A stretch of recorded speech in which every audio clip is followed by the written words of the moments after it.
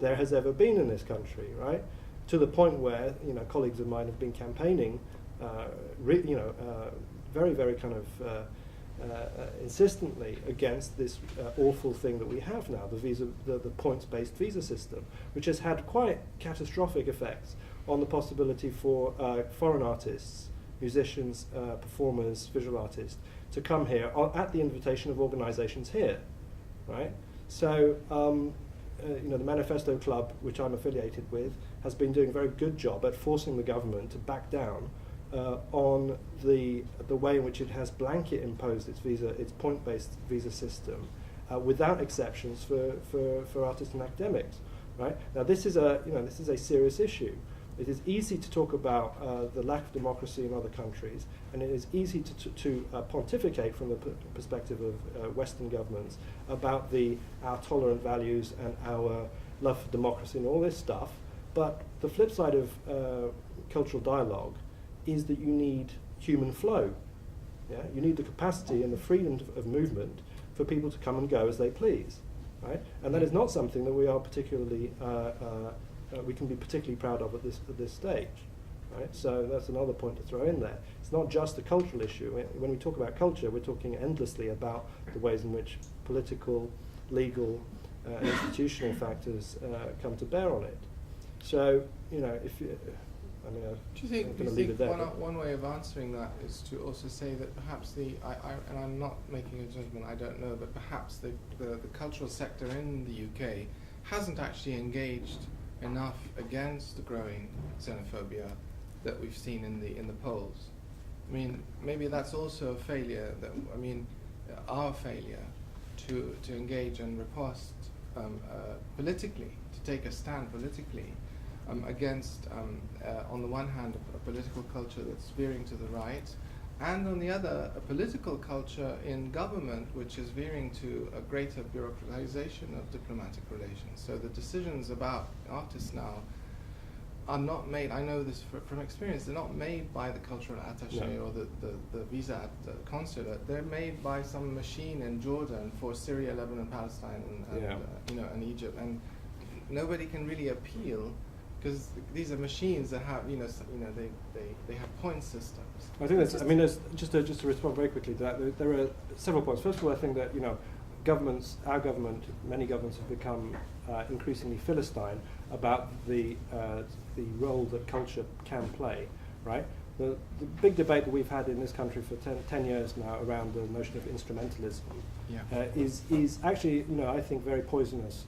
It needs to be continuously argued that culture is not a weapon, culture is not a tool, culture is not an instrument.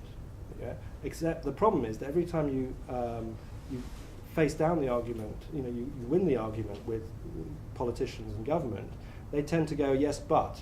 Yeah, we agree with you that art for art's sake and art is great and the culture is wonderful, but it's still instrumental, we're still going to use it instrumentally. Maybe that argument is in itself faulty, because I would say that art is instrumental, or can be instrumental. Well, if it have to be. Yeah, but the point then is, if it's instrumental, then be explicit about your instrumentality. Yes, be explicit about being your politicality rather than something else. I mean, I think that it's. I would be very careful to talk about the lurch to the right and increasing xenophobia.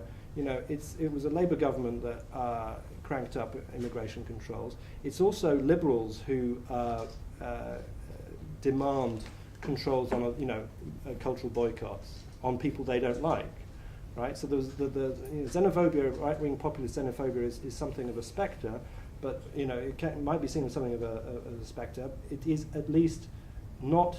It is just as much of an issue to kind of point to the fact that liberal and left-wing commentators and influence and opinion formers over here are very happy to mount effectively campaigns of vilification against this or that state. Right? No, but that's a different issue. Well, that's a complete. I'm sorry, that's a non sequitur. That has nothing. Related. We're talking about the rise in the right, regardless of whether it's the Labour Party or the Tories.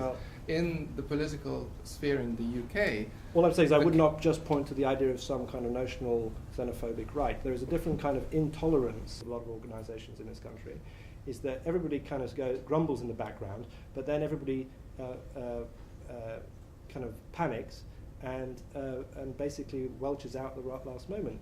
Everybody I know in an arts organisation says, isn't it terrible you have to tick box, isn't it terrible all these policy agendas, but nobody actually turns around and goes, well, screw you then, right?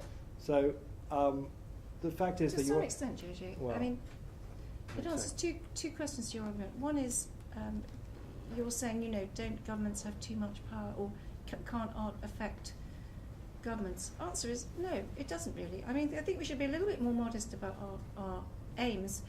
Politics, history, economics affect the way states interact with one another.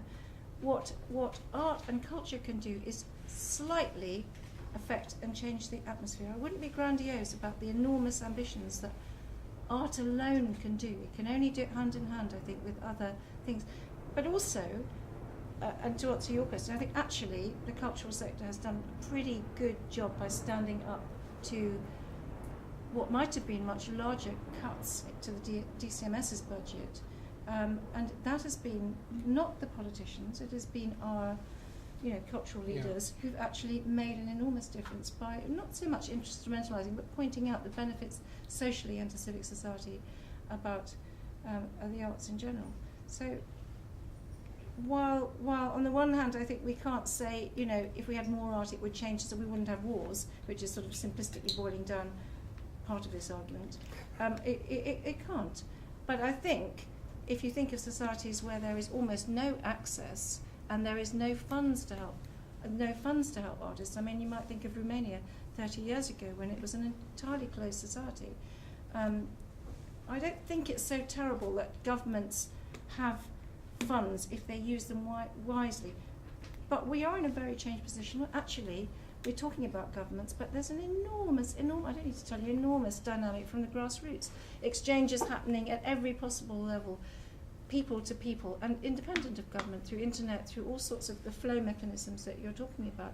And I think Rosalind's right. If our artists are far too canny and sensible, I think, to be bamboozled into thinking they're going to be stooges of government if they accept government funding overseas. Most artists I've known who've taken our shilling do with it as they want, and that's how they should behave. There's a question there. I'm sure British Council's pivotal in the whole exercise. I'm also sure, though, that they should have a good endowment, lots of money, and they should have lots of people like you who've been brave and courageous and pinpointed the good things the British Council has done. But as someone who's been labelled twice as politically unacceptable, once when I went to China in '82, and I was in the company of Joan Bakewell and the director of the National Film Theatre at the time, Leslie Hardcastle, and Margarita Lasky. The head of the British Council wouldn't see us because we were politically unacceptable. What was the reason? Because the only way we could get to China in those days was through the China-Britain Friendship Society.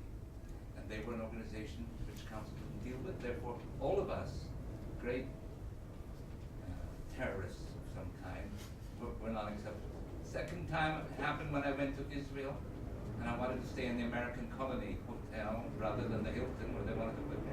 They said that's politically unacceptable.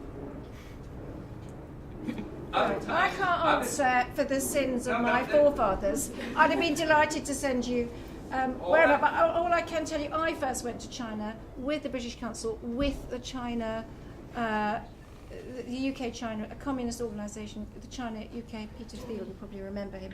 And things do Let me just tell some of the bad stories. Change.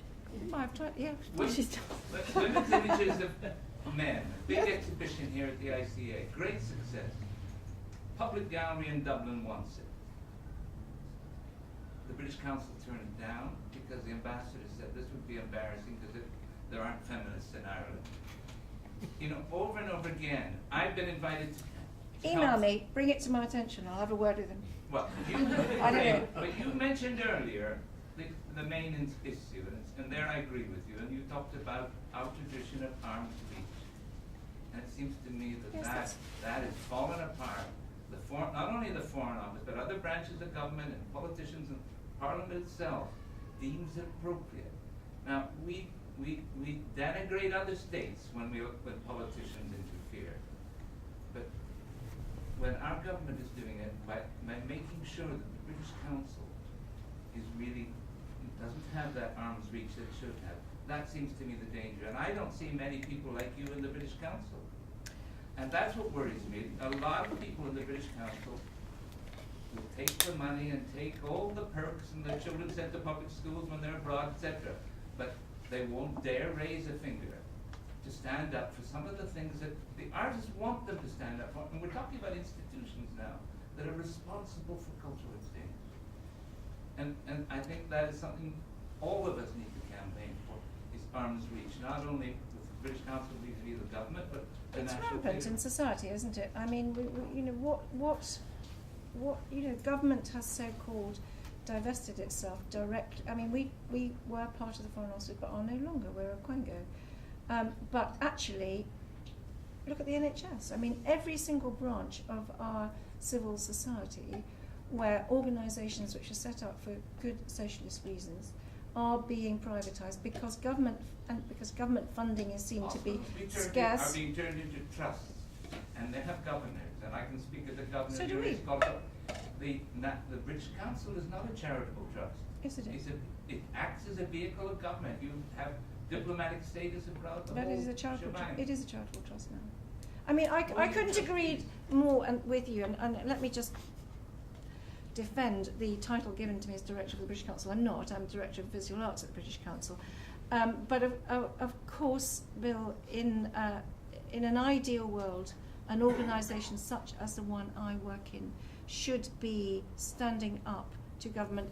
And actually not standing up, I think that's wrong. They should be advising government on how culture is best, how